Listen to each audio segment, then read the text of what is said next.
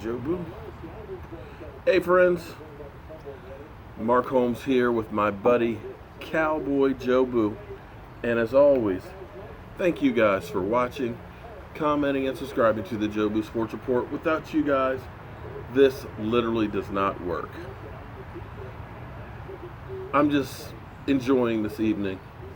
This is one of my favorite times of year, this in the fall, when the weather starts changing, everything is so green. It's warm in the daytime, but now as it's getting dark, you can feel a slight chill in the air. And I'm excited about this is going to become a fire pit. My inner workings are going to be coming tomorrow, probably from Amazon. It'll be late, so I probably won't get a chance to work on it until maybe Friday, but I thought I'd put a couple of candles here just to get an idea of what it's going to feel like. The funny thing about me, I'm going to take a little break from football at the moment, but a little insight on me. Growing up, I was dyslexic. I'm still dyslexic. You guys will know I butcher up names all the time. It's not intentional. It's maybe some people say it's just being dumb, but I had dyslexia. I was always labeled an idiot. You know, I would go through, I would study real hard the night before, but the next day it just was a mystery. I'd have a speech down pat where it would take 5 minutes like it's supposed to. By the time I went through and tried to do it, it would take me a minute and I'd just be sitting there. I would literally have butterflies speaking in public. I know it's hard to believe, but it's true. In school, basically, they said, you know, you can forget about college or anything like that, you know. They kind of warehoused me and never really challenged me. But what I learned is, you guys are lucky as can be because of the power of the internet. I am a very visual person, and I believe everybody has a gift. My gift is seeing things to a conclusion. I'm good with my hands, very, very good. But I can look at a space and I can determine in my head what will fit in there, what will look nice, and so on. I had a vision for my studio in my head. There were no plans for any of that. I built those cabinets and things, just went out, built them. When I build a kitchen or things like that, I'll get an image in my head. And even with this fire pit that I'm building here, in my head a while ago, I dreamed about having this outdoor space. Okay, I've got my little fish pond over there that me and my daughter built 15 years ago, and I've got this old ass TV that's here on the wall, but I'm going to take the old flat screen TV and build a cabinet for it to go in, so it'll be a bigger TV and you know, better picture, of course. But in my mind, I had visions of having built a sectional with this fire pit and having the flame here and being able to come out here, kick back, relax, watch TV, hear the pond, smoke a cigar, and enjoy the wonderful weather with friends. That is my gift, is to be able to see something or vision what you want to have happen. And everybody has a gift. It's just a matter of figuring out what is the thing that you are good at. What is the thing that you wake up in the morning that drives you? I like a challenge. I love it when somebody challenges me and tells me I can't do something, because I will move heaven and earth to prove them wrong. That person, Don Evans, who basically said I'm a bandwagon fan, I could envision how that conversation would go. And hopefully you don't take that personally, that response. But I felt the need to kind of put that the way I did, because there's so many Dallas Cowboy fans across this country, across the world. And for somebody to say that you can't be one because you're not from Dallas, what about all the places that don't have a team anywhere near them. Are they not allowed to be football fans? But be that as it may, I'll leave that alone.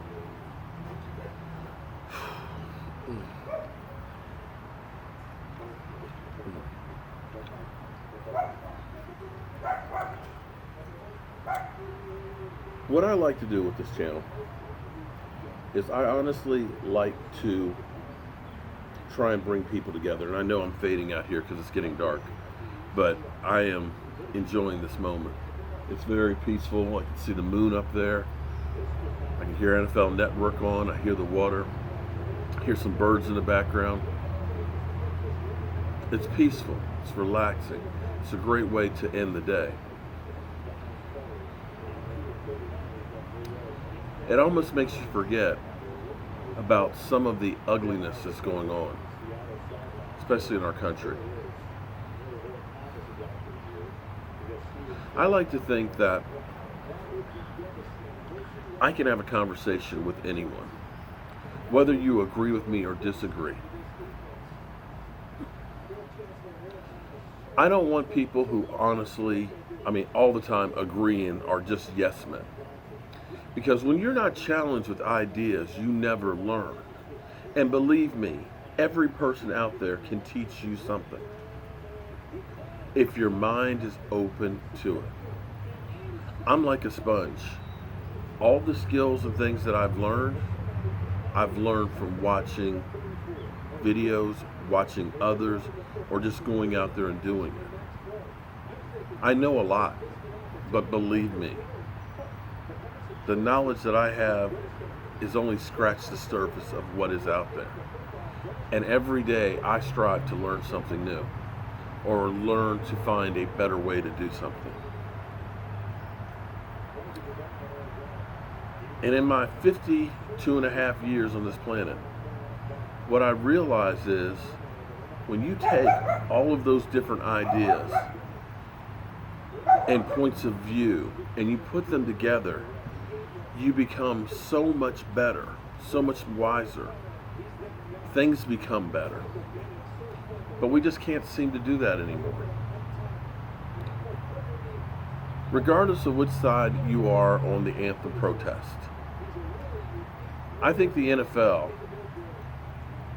just made it worse. The Anthem protest, let's be honest, did not really hurt the bottom line that much.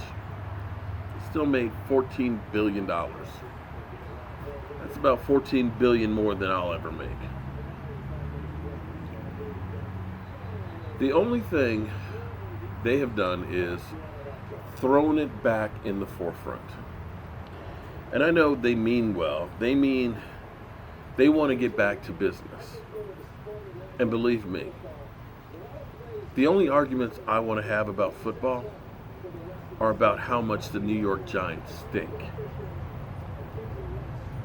How Dak Prescott is not treated the same as everybody else. I don't want the NFL to be decisive. The football is the one thing that we all could agree with. Football was the thing that brought people together. And I hate it being used as a weapon. But I think what the NFL did today is just kicked it right back up another notch. I know their idea is, well, if you want to protest, just stay in the locker room. But imagine, if you will, some team goes out there and has two guys there for the national anthem. It's going to be talked about. Let's suppose, like, I think one of the New York teams, the owner's already said that he'll pay the fines. What if you get groups that decide, hey, we're going to go fund the money for protests. We'll pay the fines. What it's actually done, instead of dealing with the message, it's ramped it up and taken it to other levels.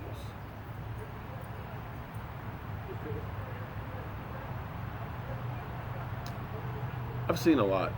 in my 53 years. I was the first class to integrate.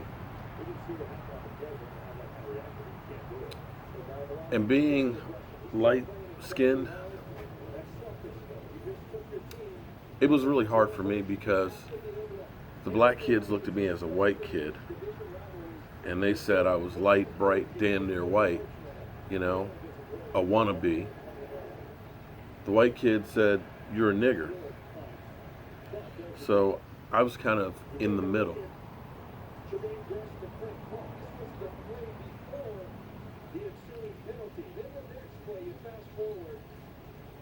It's hard to explain the feeling if you haven't been there. The fear that you have when you have a police car that's riding behind you on a dark road. It's hard to explain to somebody who's never been there or had the situation of having 10 police cars pull you over, me and my son, along with one of my employees, and hold you at gunpoint for mistaken identity.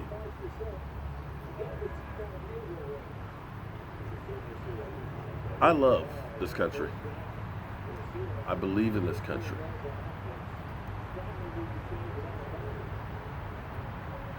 In the same way that I love my wife.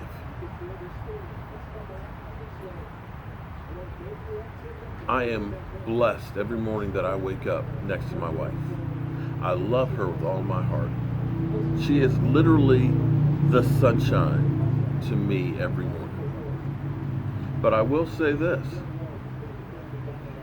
There's a few things that my wife does that I ain't happy about, that I wish were different. I wish were better. And that, my friends, is what the national anthem protests were about. It was never about hating the country. It was about taking a great country and making it even greater for everyone. This is a difficult subject to talk about because so many people will take it as you hate America. You're not an American. Instead of listening to the message.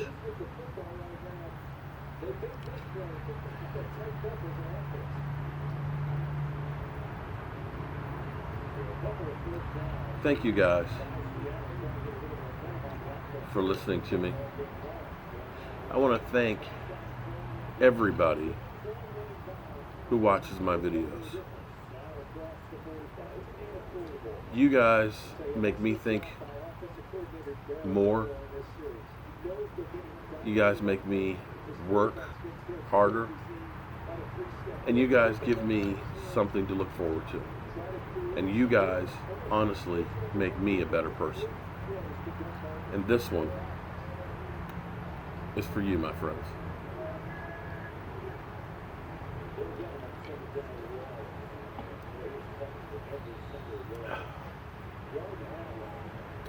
Good night.